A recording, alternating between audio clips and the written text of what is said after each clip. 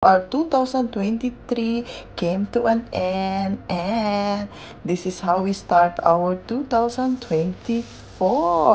Gumura na tayo dito sa Sukmanina at Jumeirah para buong taon tayo maggagala. Charot lang. So ito na nga mga ka-chill. This is a Christmas market dito sa Madinat Jumeirah. This is a Christmas market celebration in Dubai. So, nag-open po ito ng December 15, tapos mag-end po sila ng January 7. So, ayun.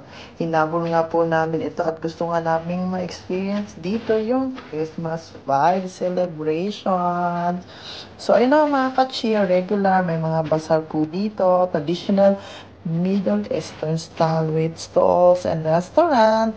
And of course, here we are sa kanilang labas. Ay, andito na nga po yung Christmas market celebration nila. So, ayan mga ka-chill, there are lots of fans for adult and kiddos, syempre. At ayan, may malaking Christmas tree dyan. So, ayan po. At bongga nga po ito. At this is one of the tourist spot dito sa Dubai, and during Christmas nga season or festive season, meron talaga silang ganitong mga vibes. Is an annual celebration nga po dito sa Madinah. Kaya mga ka-chill, meron nga pong marami po diyang mga pwede niyong gawin, and marami nga pong mga restaurant din na pwede niyong pagkainan. Loan entrance fee dito mga ka-chill. So, ayun, yung bali parking lang, may 25 dirhams per hour. Tapos, ayun, there are lots of Christmas stalls with food and beverages. So, pwede kayong maglakad along this Souq Madinat Bay. At meron nga po sila dyang pa-boat ride na nandun si Santa.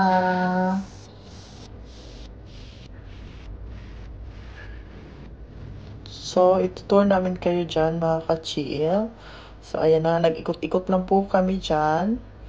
So, ito na nga po yung parang, puntahan namin yung parang sakayan ng boat para mag-ikot yan sa bay. Kasi gusto namin i-try yung boat na yon na nandun si Santa dahil yun ang famous nila.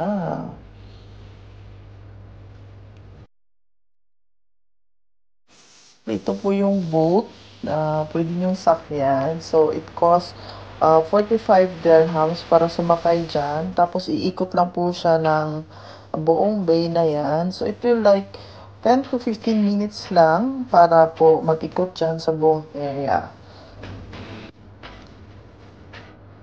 Ayan, marami nga po silang mga stalls and mga activity for kids na pwede niyo pong sakyan din. So, ayan, may pag-bridge dyan.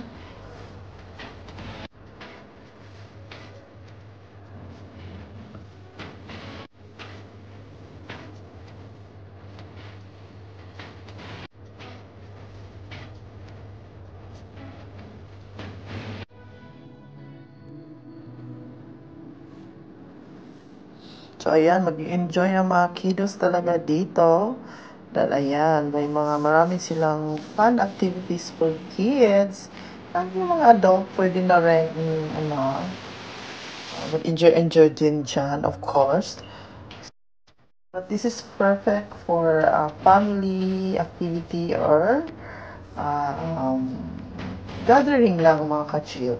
So ayun, nagutom nga kami. So syempre kumain kami sa one of the restaurant here. Ito nga po the Noodle House.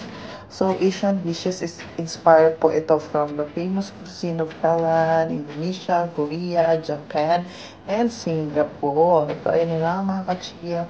Pinaghintay muna kami ng konti dahil gusto nga po namin yung view dyan sa labas overlooking the Christmas market dyan. Para mas maganda ang view mga ka-chill doon sa loob. So, ito nga po ang vibes niya sa loob. Ayan. Mas gusto talaga namin doon sa outside. Kaya pinaghintay muna kami ng slide para po i-prepare yung table namin. At of course, naka-book po ang mga table. Kaya lang, ayun, pwede naman po kayong ano lang, maghintay kung gusto niyo po talaga dyan na vibes. Fortunately, nakakuha po kami ng tables dahil mas maaga po kami pumunta than the regular dinner time. So, mga around 6 o'clock pa to, mga ka-chill. Kaya medyo hindi pa masyadong madilim. Ito na nga po ang in-order naming food, mga ka-chill. Ayan, yung Asian kale salad. Ayan po, at saka yung takoyaki. Medyo sunog yan, mga ka-chill. Hindi namin masyadong nagustuhan. Pero itong Asian kale salad na to, panalo sa amin, 4 out of 5.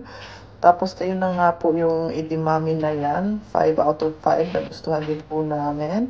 Kasi yung takoyaki ng mga ka-chill, 1 lang yun sa amin. Dahil sunog nga. Itong nasi goreng as in panalo, 5 out of 5 naman po.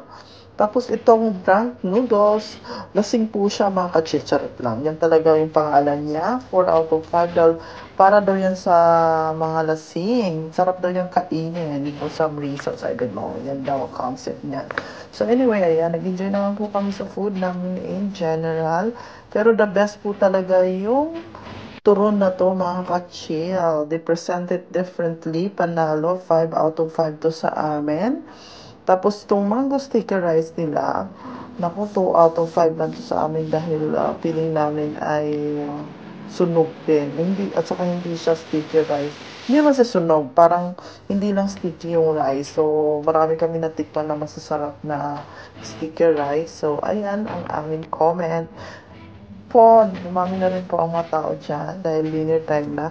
So, nag-ikot-ikot muna kami after dinner dyan. Ito na nga po, gabi na po siya. At madilim na po. Mas maganda pag gabi, mga ka-chill, dahil marami nga po siyang mga lights. So, mas ma-enjoy nyo po pag gabi.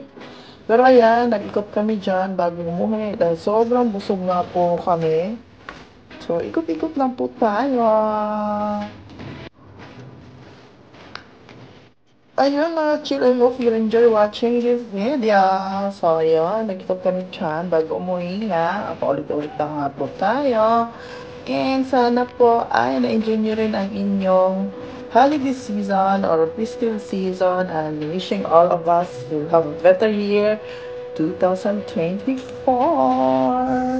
So, yun na mga ka-chill. Till next time na lang tayo. I-end ko na to bago matapos ang video. Bye!